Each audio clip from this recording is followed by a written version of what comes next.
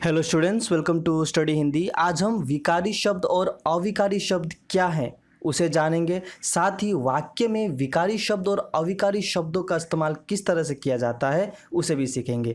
तो वीडियो को पूरा ज़रूर देखना। चलिए सीखते हैं विकारी शब्द और अविकारी शब्द को।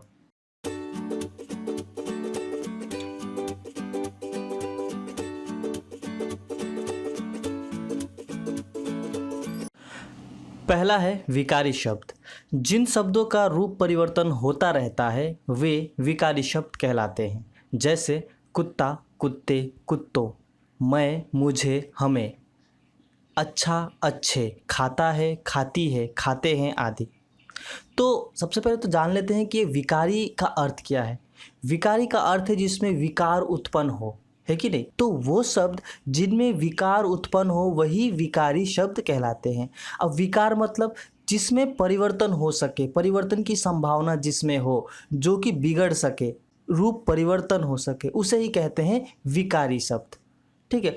तो अब यहाँ पर ये कैसे अप्लाई हो रहा है, जैसे कि कुत्ता, कुत्ते, कुत्तों। तो इस तरह से एक कुत्ता जो शब्द है वो कुत्ते के रूप में भी इस्तेमाल होता है और कुत्तों के रूप में भी इस्तेमाल होता है। और ये कब होता है, जब वाक्य में लिंग, वचन और कारक का प्रभाव उन शब्दों पर पड़ता है, तब ये क्या हो जाते हैं, लिंग, वचन और कारक के प्रभाव के कारण बदल जाते हैं। ठीक है। जैसे उदाहरण के तौर पर देखिए कि राम आम खाता है। ठीक है। तो यहाँ पर राम क्या है, यहाँ पर राम पुल्लिंग है कि नहीं, और एक वचन है, उसी अनुरूप उसका क्रिया बना है पुल्लिंग एक वचन के अनुसार, है कि नहीं। क्योंकि राम पुल्लिंग एक वचन है, उसी अनुसार क्रिया भी पुल्लिंग एक वचन बना है, जैसे राम आम खाता है। यहीं पर अगर हम राम की जगह अगर गीता ला देते हैं तो ये वाक्य कैसे बनेगा, गीता आम खाती है, ये आम होगा, तो गीता आम खाती है। ठीक है। तो यहाँ पर जब स्त्रीलिंग एक वचन संज्ञा जब यहाँ पर लगा तो उसी अनुसार क्रिया का रूप भी बदला, है कि नहीं, खाती है हो गया। तो यहाँ पर क्या हो रहा है, क्रिया को लिंग वचन के अनुसार परिवर्तित होना पड़ा। तो जो शब्द लिंग, वचन, कारक के कारण के प्रभाव से अगर परिवर्तित हो जाते हैं, जिनमें विकार उत्पन्न होता है, जो कि अपना रूप परिवर्तन करते हैं लिंग, वचन, कारक इत्यादि के कारण, उन शब्दों को कहा जाता है विकारी शब्द। नीचे और एक वाक्य देख लीजिए, वह जा रहा है। ठीक है। तो यहाँ पर वह जा रहा है एक इंसान के लिए ये बोला गया है। लेकिन अगर इसे ही हम एक इंसान को ना बोलकर अधिक इंसान को बोल दे, 2-3 लोग जा रहे हैं, तो हम क्या बोलेंगे, वे जा रहे हैं। तो यहाँ पर सर्वनाम का भी क्या हो रहा है, विकार हो रहा है। जब बहुवचन में हमको वाक्य लिखना पड़ रहा है तो वह की जगह हो गया वे, और क्योंकि यहाँ पर बहुवचन है तो उसी आधार पर इसका क्रिया भी क्या हो गया, जो रहा है था एक वचन, वही बाद में बहुवचन के लिए रहे हैं का इस्तेमाल हो गया। वाक्य में लिंग, वचन, कारक इत्यादि के कारण जो विकार उत्पन्न होता है, जिन शब्दों में इस विकार का प्रभाव पड़ता है, ठीक है, और जो शब्द परिवर्तित होते हैं वही शब्द कहलाते हैं विकारी शब्द। इसीलिए विकारी शब्द वो है जिसमें विकार उत्पन्न हो सकता है, जो कि परिवर्तित हो सकता है। ओके। तो अब इनमें संज्ञा, सर्वनाम, विशेषण और क्रिया विकारी शब्द हैं। तो संज्ञा के अंतर्गत आने वाले जो भी शब्द हैं, संज्ञा शब्द, सर्वनाम शब्द, विशेषण शब्द, क्रिया शब्द, ये सब क्या है, विकारी शब्द के अंतर्गत आते हैं। इसीलिए हम जब संज्ञा, सर्वनाम, विशेषण, क्रिया जब पढ़ते हैं तो सबसे पहले हम क्या पढ़ते हैं, विकारी शब्द, और विकारी शब्द के अंतर्गत आते हैं ये चारों। आगे देखते हैं अविकारी शब्द।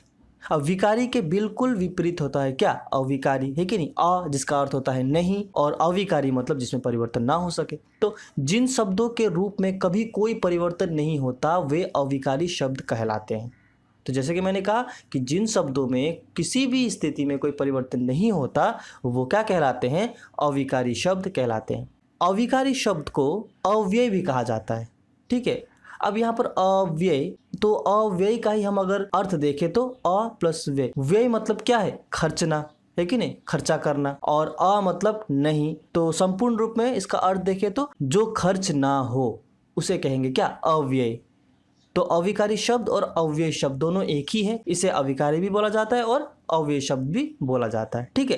यानी कि वो शब्द जिनमें कोई परिवर्तन ना हो, कोई विकार उत्पन्न ना हो, वे कहलाते हैं अविकारी शब्द। जैसे यहाँ किंतु, नित्य और हे, अरे आदि।